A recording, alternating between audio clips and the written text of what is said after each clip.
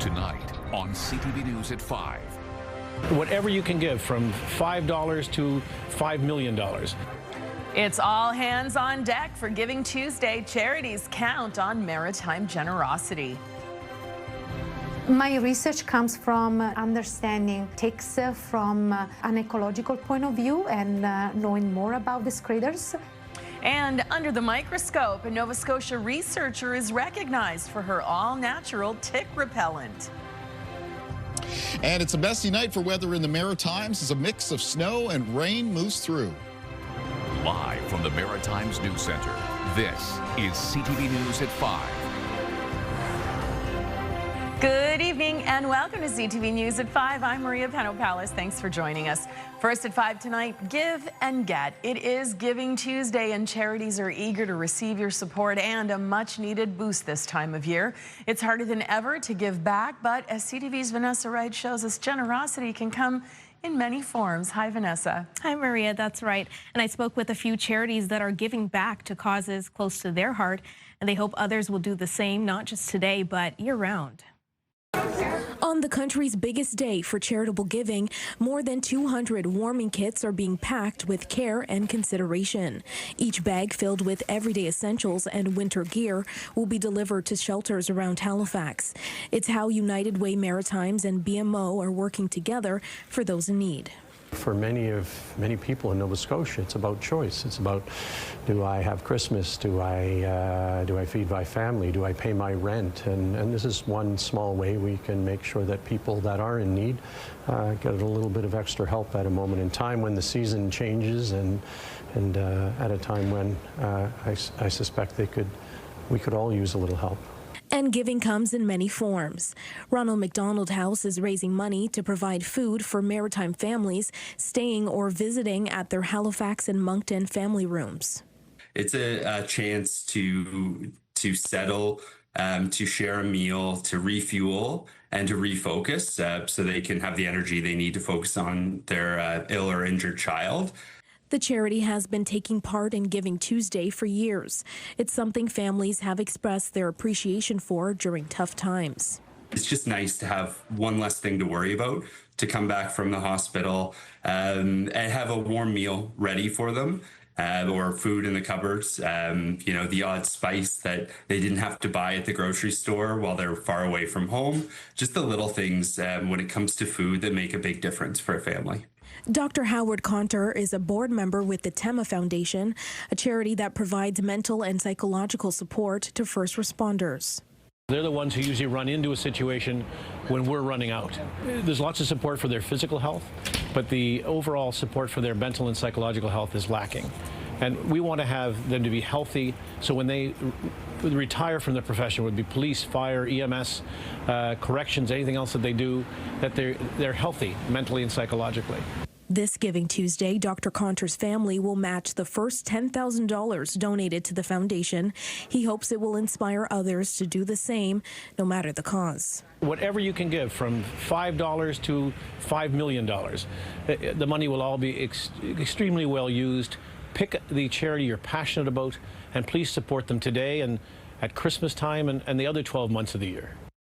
And if you just can't spare the money this year, charities are always looking for volunteers because time is often as valuable as money. Maria? Isn't that the truth? Thank you, Vanessa. CTV's Vanessa Wright for us this evening in the news center. That actually brings us to tonight's web poll. We are asking, do you make a point to donate to charity on Giving Tuesday? Your options are simple: yes or no. Go to ctvnewsatlantic.ca to weigh in and to see the latest poll results. All right, over to the anchor desk we go now, where Todd Battis is standing by. Thank you, Maria. We'll continue that theme tonight at 6 o'clock. We'll be speaking with the Executive Director of Feed Nova Scotia. But leading off the newscast, a 16-year-old boy who was originally accused of making threats against students at a Halifax high school appeared in court today. The teen has pleaded guilty to 8 weapons-related offenses. The judge heard sentencing arguments today from the Crown and defense. We'll have the latest from court this evening. Some Halifax City councillors want to see the cap on property tax assessments reviewed. They say the cap means some homeowners are paying more than their fair share in taxes. They also say it has a negative impact on the housing market. So we'll take a look at that this evening. Another reminder of a bygone era coming down in New Brunswick. This covered bridge is in the process of being dismantled. It's the third time this year that a covered bridge has met the same fate. That's the most since 1989. Derek Haggett will take us there this evening. Let's go now to the Weather Center, where there's been a lot of action, a flurry of action, if I can use that term. Kaylin Mitchell, the weather is coming in, and depending on where you are, it's either snow boots or rubber boots. That's right, or maybe a little bit of both. But I like the way you put that, flurry, because we do have some colder air in place, and that is why we're looking at a snowy evening across many parts of the Maritimes. Now, you will notice that temperatures are on the plus side of the scale around parts of Atlantic coastal Nova Scotia. So there, it is expected to be mostly a rain event, and that rain-snow line actually pushes a little bit further, at least initially, into northern areas of Nova Scotia as we move through tonight, before the snow once again advances in the early morning hours of Wednesday. Taking a look at the winds right now, they're mostly out of the north and northeast. They're mostly light, being sustained in a lot of cases between around 5 and 20 kilometers per hour.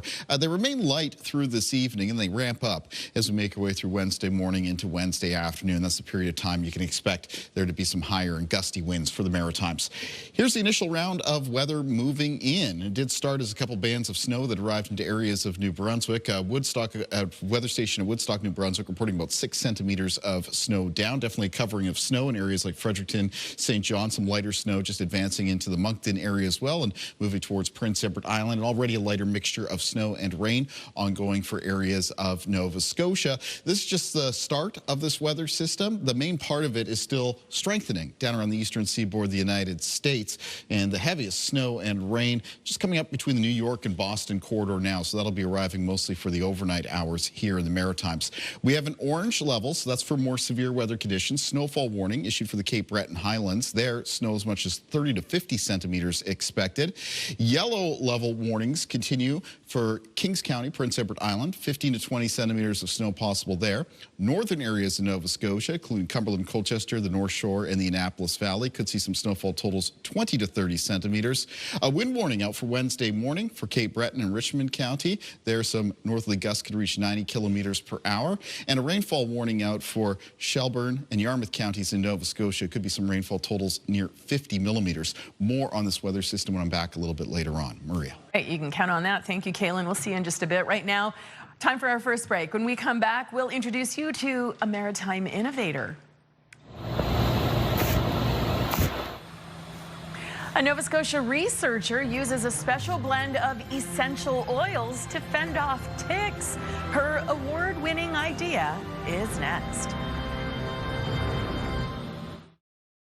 Hi, it's Katie Kelly. The 62nd annual Christmas Daddies Telethon is happening December 6th on CTV. We're wrapping the studio in sparkle, smiles, and holiday cheer, helping maritime children since 1964. You don't want to miss this celebration. Welcome back. Nova Scotia has the most cases of Lyme disease in the country, so it's no surprise a ticked-off Nova Scotia researcher has come up with a way to fight off the risk. CTV's Mike Lamb takes us to Acadia University, where award-winning ideas to keep ticks at bay are being recognized. My name is Nicoletta Farone. I'm an associate professor in the chemistry department at Acadia University, and I study ticks and natural products.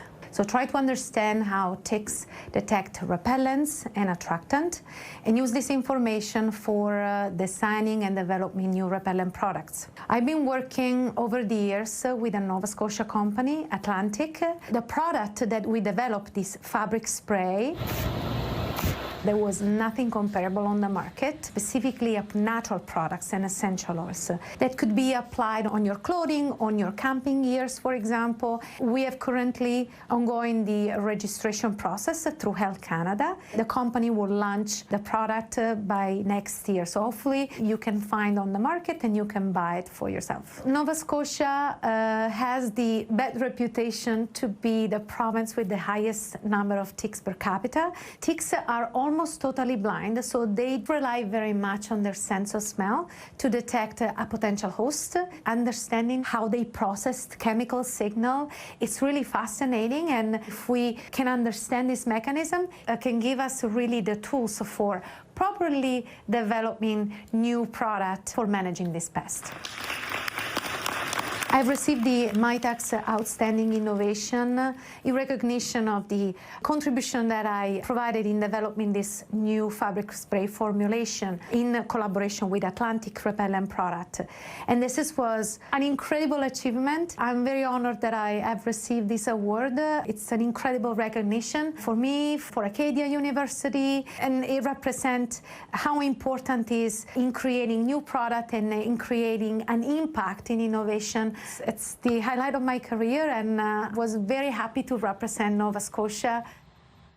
Outstanding. Congratulations. Yeah. And how exciting. I know you probably feel the same way. I feel a little weary putting chemicals on my kids. Essential oils makes me feel a little better about spraying it on them, for sure. Yep, 100%. Well, let's take a look at a view that hopefully won't be ticking too many people off in the Maritimes. Oh, look how beautiful it is. I think it's pretty as well. Yeah. And listen, hey, we are into the month of December. It is going to be a snowy evening and snowy night for a good portion of the region. I'll have more on that in the forecast after the break.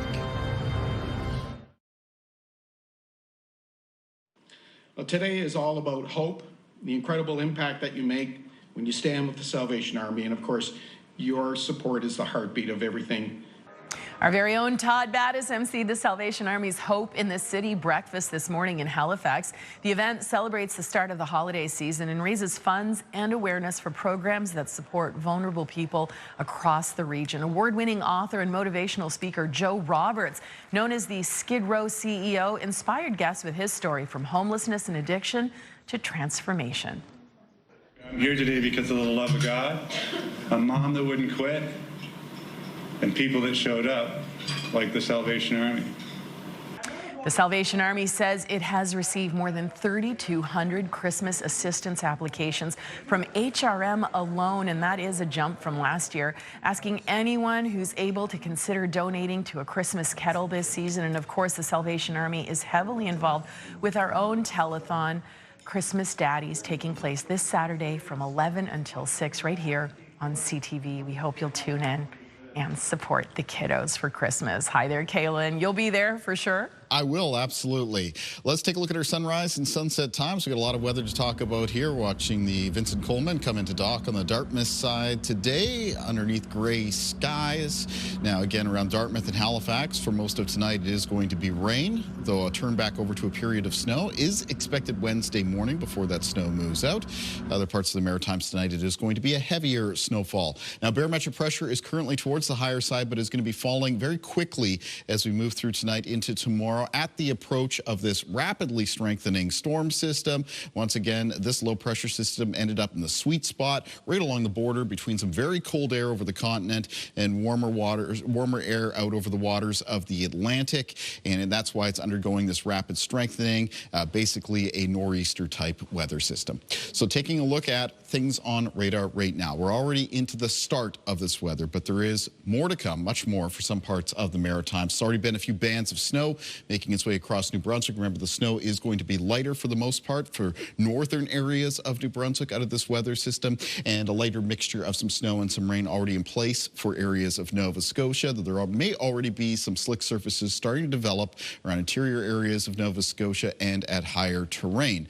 Over on our forecast timeline, weather conditions continue to deteriorate as we head through this evening and for tonight. Remember, there is an area of heavier precipitation that just now is coming up between New York and Boston.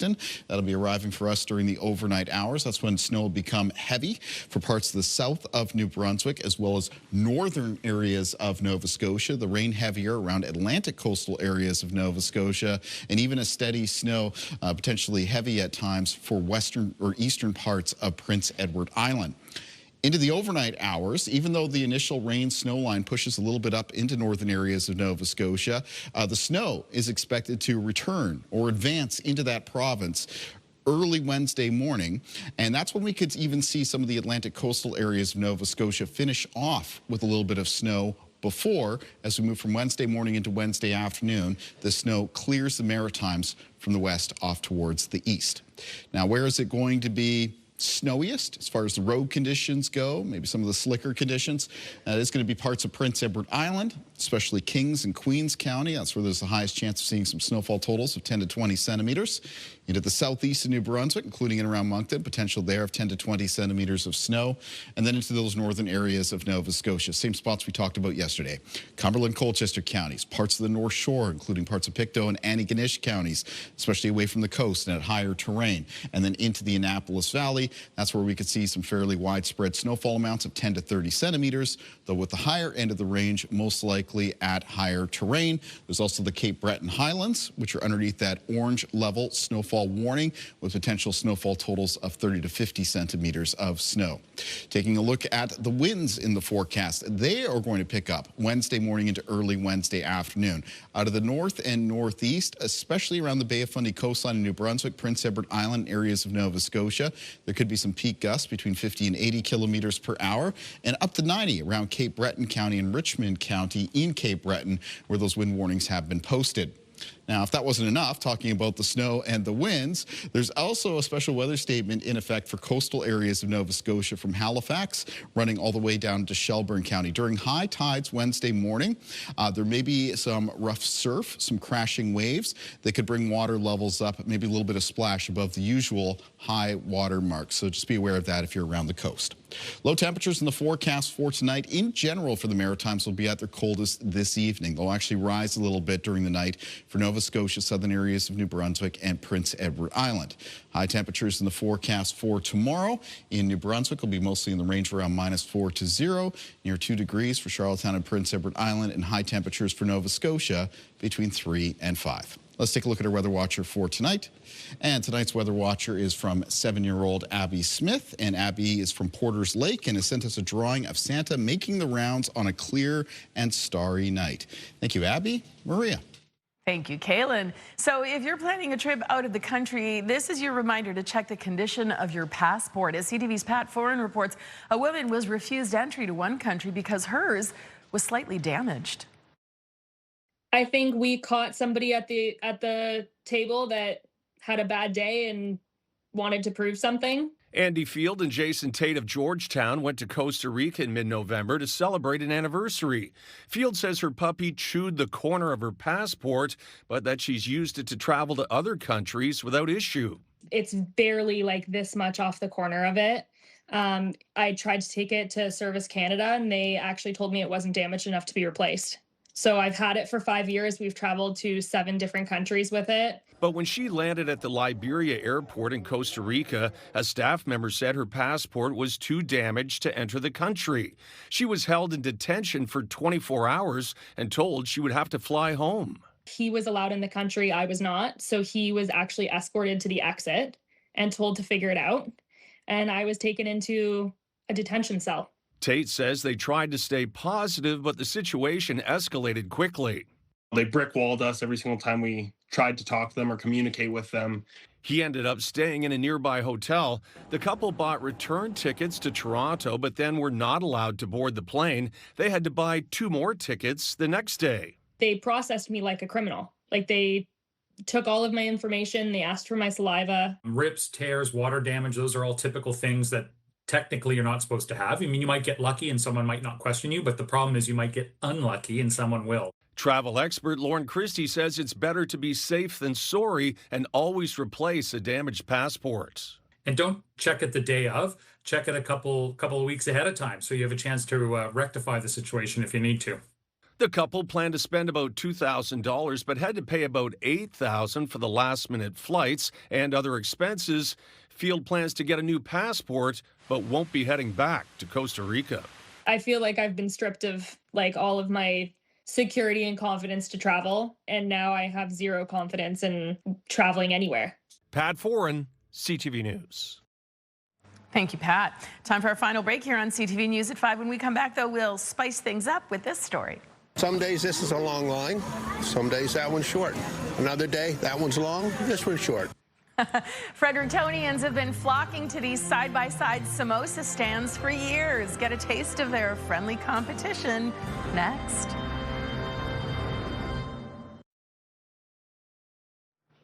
A little flavor now from the Fredericton Boyce Farmers Market. As CTV's Sarah Plowman shows us, every Saturday, crowds arrive hungry and pick a line. Saturday starts with a promise that if you wait, you'll be rewarded. But those samosas people crave will likely cost time, even if there are 2 samosa stands side by side. Tell me your strategy. Just wait in line. Just wait your turn. For many in Fredericton, samosas are a Saturday ritual. Some swear by the older stand. Samosa Delight started 35 years ago. I get the hot beef, hot chicken, hot vegetable. But experts' opinions differ. Yummy Samosas has a lot of fans. We like these ones better because they're crispier. Some days this is a long line. Some days that one's short. Another day, that one's long, this one's short. There's mere meters between them, but many have never dared to venture over. This is the only samosa stand that I go to. I don't go to the other one. Have you had the other one before? No, honestly, no. $9, please. Both businesses are owned by families who immigrated to Canada and bought the companies from the previous owners. I keep the recipe from the previous owner. I don't change it. A recipe for success that's working here and next door as they expand selling their samosas in more stores. It's just a really delicious samosas. Everybody loves it. And we have so many varieties around. We have about 32 varieties. Despite any rivalry, don't expect any trash talk. Some people, they prefer my samosa. Some people, they prefer their samosa. The focus is on customers, not competition. We've just been coming every Saturday since we were young, and a samosa's always good. Any time of day, too. Like it's a breakfast, it's a lunch, it's a supper. A win-win every week. Sarah Plowman, CTV News, Fredericton. Thank you, Sarah. Here's my strategy. Go with a friend. You in one line, me in the other. Divide and conquer. Yes, that's right. And then you get a little of both. Savory samosa on a cold morning, that would hit the spot for sure. Speaking of cold, definitely have some cold conditions in parts of the Maritimes tonight, enough that some heavy snow is going to be coming down, and I'm going to update you on that coming up in CTV News at 6, including the warnings that are in effect for the region. Excellent. We'll see you, Todd and Katie, at 6 o'clock. I'll see you tomorrow. The national news is next. Thanks for watching.